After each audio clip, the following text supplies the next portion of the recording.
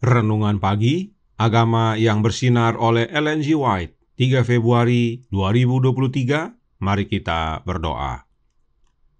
Bapa kami yang di sorga, Allah pencipta langit dan bumi, laut dan segala isinya, Allah yang maha besar, maha kuasa, sumber segalanya, yang kami sembah selalu melalui anak-Mu yang tunggal, Yesus Kristus. Terpujilah Yesus, anak Allah yang maha tinggi, yang adalah penebus, penolong, penghibur, pengantara kami. Pada pagi hari ini kami bersyukur boleh bangun dan berbakti, dan sebagaimana membaca dan mendengarkan nasihat firman-Mu, kiranya ini menjadi pembaharuan bagi kami semua, bahwa kami mengenal Yesus yang benar. Beserta kami sepanjang perbaktian ini, kehendak-Mu yang jadi. Ampun kami akan dosa dan salah, karena kami berdoa hanya dalam nama anak Allah yang tunggal, Yesus Kristus, yang adalah Tuhan dan Juru Selamat kami. Amin. Renungan hari ini akan dibacakan oleh Saudara Jansen Siregar. Kepada Saudara Jansen, kami persilahkan. Selamat pagi. Renungan pagi tanggal 3 Februari 2023 berjudul Kristus berbagi dalam sukacita. Ayat inti terdapat dalam Amsal 8 ayat 29 dan 30. Ketika ia menentukan batas kepada laut, supaya air jangan melanggar titahnya, dan ketika ia menetapkan dasar-dasar bumi, aku ada sertanya sebagai anak kesayangan. Setiap hari aku menjadi kesenangannya, dan senantiasa bermain-main di hadapannya. Penguasa alam semesta tidaklah sendirian dalam mengerjakan kebajikannya. Ia mempunyai seorang pembantu, seorang yang bekerja sama, yang dapat menghargai akan maksud-maksudnya, dan dapat ikut menikmati kesukaannya dalam memberikan kebahagiaan kepada makhluk ciptaan. Pada mulanya adalah firman. Firman itu bersama-sama dengan Allah, dan firman itu adalah Allah. Ia pada mulanya bersama-sama dengan Allah. Kristus, firman itu, anak Allah yang tunggal, adalah satu dengan Bapa yang kekal, satu dalam sifat, dalam tabiat, dalam tujuan, satu-satunya pribadi yang dapat turut serta dalam musyawarah serta maksud-maksud Allah. Namanya disebutkan orang, penasehat ajaib, Allah yang perkasa, Bapa yang kekal, Raja damai, yang sudah ada dari dahulu kala, dari kekekalan, dan anak Allah itu menyatakan tentang dirinya, Tuhan memiliki aku sejak awal mula, sebelum ia menciptakan apapun. Aku sudah ada dari kekekalan. Ketika dia menetapkan dasar-dasar bumi, maka aku ada di sisinya, seperti seorang anak yang dibesarkannya. Dan aku setiap hari adalah kesenangannya, bersukacita selalu di hadapannya. Dikutip dari Patriarchs and Prophets halaman 34. Terima kasih, Tuhan Yesus memberkati. Terima kasih atas penata layanan Saudara Jansen. Tuhan Yesus memberkati. Selamat pagi saudaraku dalam Tuhan. Kami memuji Tuhan oleh karena renungan hari ini dengan jelas mengakui bahwa Amsal 8 adalah tentang Yesus. Namun sayangnya masih ada pendeta gereja Advent yang tidak percaya bahwa Amsal 8 adalah tentang Yesus. Sementara renungan hari ini menyatakan bahwa Amsal 8 adalah tentang Yesus. Mari kita lihat bukti-buktinya. Pertama, kita lihat dari roh nubuat. Renungan hari ini dikutip dari buku Patriarchs and Prophets halaman 34. Mari kita baca kalimat berikutnya yang terdapat dalam halaman yang sama. Para Nabi dan Bapa, buku pertama halaman 21 paragraf 5 berkata, Dan anak Allah itu menyatakan tentang dirinya, Tuhan telah menciptakan aku sebagai permulaan pekerjaannya, sebagai perbuatannya yang pertama-tama dahulu kala. Sudah pada zaman purbakala aku dibentuk, pada mula pertama sebelum bumi ada, ketika ia menentukan batas kepada laut, supaya air jangan melanggar titahnya, dan ketika ia menetapkan dasar-dasar bumi, aku ada sertanya sebagai anak kesayangan. Setiap hari aku menjadi kesenangannya dan senantiasa bermain-main di hadapannya. Amsal 8 ayat 22, 23, 29, dan 30. Jadi saudaraku dalam Tuhan, ayat inti renungan hari ini adalah pernyataan Yesus tentang dirinya sendiri, bahwa dia adalah anak Allah yang bersama-sama dengan Bapanya saat Allah Bapa menetapkan dasar-dasar bumi. Yesus selalu ada bersama dengan Bapanya sebagai anak kesayangan, menjadi kesenangan Bapanya, dan senantiasa bermain-main di hadapan Bapanya. Nah, yang menjadi masalah dalam ayat 22, ada dikatakan di sana, Tuhan telah menciptakan aku. Apakah Yesus diciptakan? Tentu tidak. Lihat dalam bahasa Inggris dikatakan, The Lord possessed me. Possessed artinya bukan diciptakan, tetapi memiliki atau mendapatkan. Karenanya, apakah maksud dari ayat tersebut? Kita perlu lihat bahasa aslinya. Kata menciptakan dalam Amsal 8 ayat 22 diterjemahkan dari bahasa Ibrani kana. Dan untuk membantu, mari kita lihat penggunaan kata kana dalam ayat berikut ini. Kejadian 4 ayat 1 yang berbunyi, kemudian manusia itu bersetubuh dengan Hawa, istrinya, dan mengandunglah perempuan itu, lalu melahirkan Kain. Maka kata perempuan itu, aku telah mendapat kana, seorang anak laki-laki dengan pertolongan Tuhan.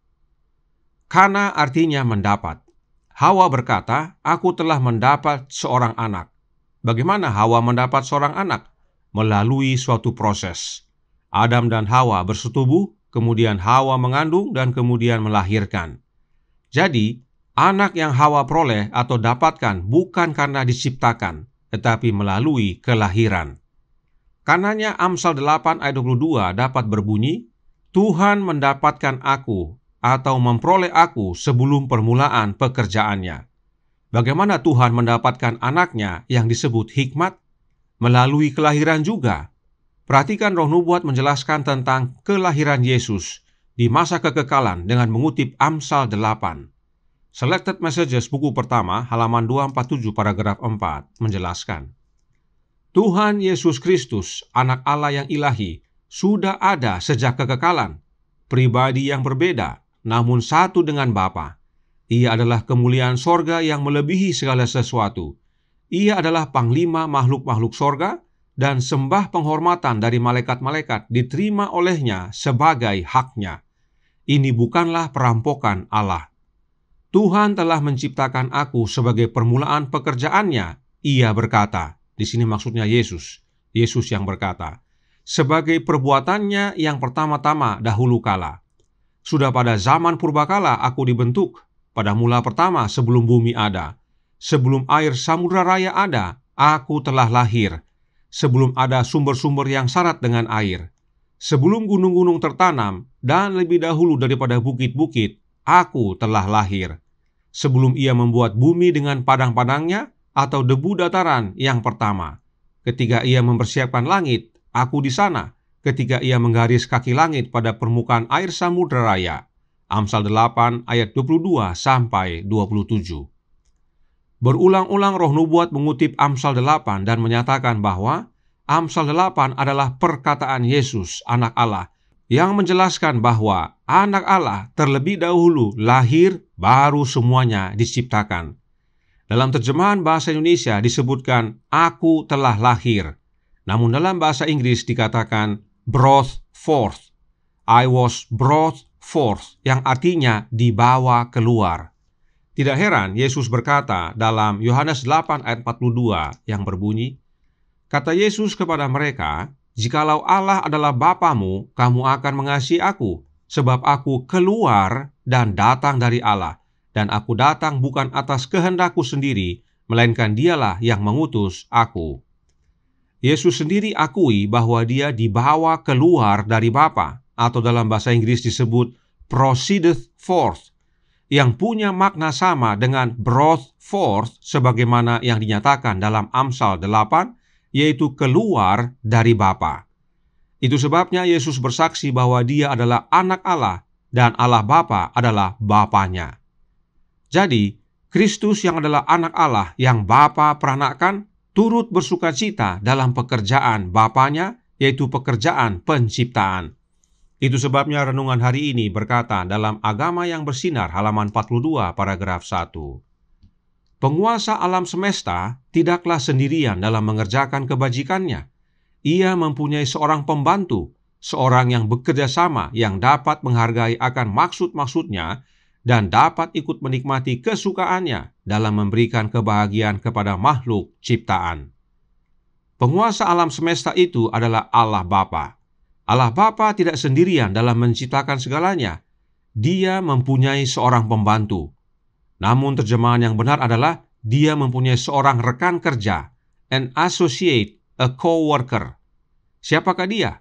Anak Allah. Allah Bapa tidak bekerja sendirian dalam menciptakan segalanya. Dia mempunyai rekan kerja, yaitu anaknya, anak yang Bapa peranakkan, yaitu yang dibawa keluar dari dirinya. Bagaimana caranya? Itu rahasia Allah. Bagian kita adalah percaya bahwa Yesus keluar dari Bapa. Sebab bagi Allah tidak ada yang mustahil. Sebagai contoh, Hawa keluar dari Adam. Bagaimana caranya? Kita tidak tahu. Itu rahasia Allah. Yang penting kita percaya bahwa Hawa keluar dari Adam. Karenanya saat membaca Yohanes 1 ayat 1 yang berkata, pada mulanya adalah firman, firman itu bersama-sama dengan Allah, dan firman itu adalah Allah. Firman yang adalah anak Allah memiliki permulaan, yaitu saat dia diperanakkan Bapa, sebagaimana Amsal 8 ayat 22 sampai 27 nyatakan. Dan sejak kelahirannya, anak Allah selalu bersama-sama dengan Bapanya yang adalah Allah. Dan firman itu adalah Allah sebab dia lahir dari Bapa. Firman dan Bapa alamiahnya sama, yaitu alamiah ilahi, alamiah Allah. Sama seperti anak saya, meskipun lahir jauh sesudah saya, tetapi alamiah anak saya dan saya adalah sama, yaitu alamiah manusia. Saya dan anak saya sama-sama manusia. Itulah yang Yohanes sampaikan kepada kita. Karenanya Yohanes tahu Yesus adalah anak yang Bapa peranakkan. Itu sebabnya renungan hari ini berkata dalam Agama yang Bersinar halaman 42 paragraf pertama. Kristus, firman itu, anak Allah yang tunggal, adalah satu dengan Bapa yang kekal. Satu dalam sifat, dalam tabiat, dalam tujuan. Satu-satunya pribadi yang dapat turut serta dalam musyawarah serta maksud-maksud Allah. Mohon maaf, terjemahan bahasa Indonesia tidak tepat. Dalam bahasa Inggris, Ron Hubbard berkata, one in nature. Nature yang dimaksudkan bukan sifat, tetapi alamiah. Sebab dalam kalimat selanjutnya dikatakan satu dalam tabiat atau one in character. Mengapa Kristus memiliki alamiah yang sama dan karakter yang sama dengan Bapanya? Karena Kristus lahir dari Bapa. Itu sebabnya Yesus dapat menciptakan, sebab dia memiliki alamiah yang sama dengan Bapanya. Karenanya Roh Nubuat menekankan yang berikut ini dalam Para Nabi dan Bapa buku pertama halaman 22 paragraf 1. Allah Bapa bekerja melalui anaknya di dalam menciptakan segenap makhluk sorga, karena di dalam dia sudah dijadikan segala sesuatu yang ada di langit dan yang di bumi, yang kelihatan dan yang tidak kelihatan, baik singgasana, baik pemerintah, baik penguasa, baik kuasa, maka segala sesuatu ada oleh dia dan bagi dia. Kolose 1 ayat 16. Jelas saudaraku dalam Tuhan bahwa Allah Bapa bekerja melalui anaknya. Segala sesuatu diciptakan oleh anak Allah dan bagi anak Allah. Kebenaran ini sudah tidak diajarkan lagi dalam gereja Advent yang sekarang ini, bahwa Yesus adalah anak Allah yang Bapa peranakkan. Padahal inilah kebenaran Alkitab dan Roh Nubuat. Dan inilah dasarnya Kristus berbagi dalam sukacita pekerjaan Bapanya, sebab Allah Bapa menciptakan segalanya melalui anaknya, yaitu anak yang Bapa peranakkan. Kiranya ini menjadi pembaharuan dan pertobatan bagi kita semua, bahwa kita percaya Yesuslah anak Allah yang Bapa peranakkan, dan oleh karenanya Yesuslah satu-satunya jalan kepada Bapa. Kita dapat bersukacita dalam pekerjaan Bapa di dalam Yesus. Tuhan memberkati, saya bawa dalam nama Yesus. Amin. Mari kita berdoa. Bapa kami yang di sorga, Allah pencipta langit dan bumi, laut dan segala isinya, Allah yang maha besar, maha kuasa, sumber segalanya, yang kami sembah selalu melalui anak-Mu yang tunggal, Yesus Kristus. Terima kasih atas nasihat yang penting sekali pada pagi hari ini. Sebab sudah jarang diajarkan dalam gereja Advent yang sekarang ini bahwa Yesuslah anak Allah yang Bapa peranakan. Oleh karenanya, Yesus memiliki alamiah yang sama dengan Bapanya, karakter yang sama dengan Bapanya, tujuan yang sama dengan Bapanya. Dan tidak heran karenanya, Bapa menjadikan segalanya melalui anaknya. Dan oleh karena itu, Yesus berbagi dalam sukacita pekerjaan Bapanya. Kami pun dapat merasakan sukacita yang sama bila mana kami menerima Kristus tinggal dalam kami. Karenanya, tolong kami ya Bapa. Curahkan roh anak-Mu dalam hati ini, tinggallah dalam kami ya Yesus, ubahkan hidup kami, agar kami umat-umat-Mu percaya bahwa Engkaulah anak Allah yang Bapa peranakan, dan bahwa Engkaulah satu-satunya jalan kepada Bapa, di mana Bapa mengaruniakan hidup yang kekal melalui Engkau, ya Yesus. Sehingga bila mana Engkau datang yang kedua kali, kami semua didapati benar dan layak untuk menerima kehidupan kekal. Beserta kami sepanjang hari ini kehendak-Mu yang jadi, ampun kami akan dosa dan salah, karena kami berdoa hanya dalam nama anak Allah yang tunggal, Yesus Kristus, yang adalah Tuhan dan Juru Selamat kami. Amin.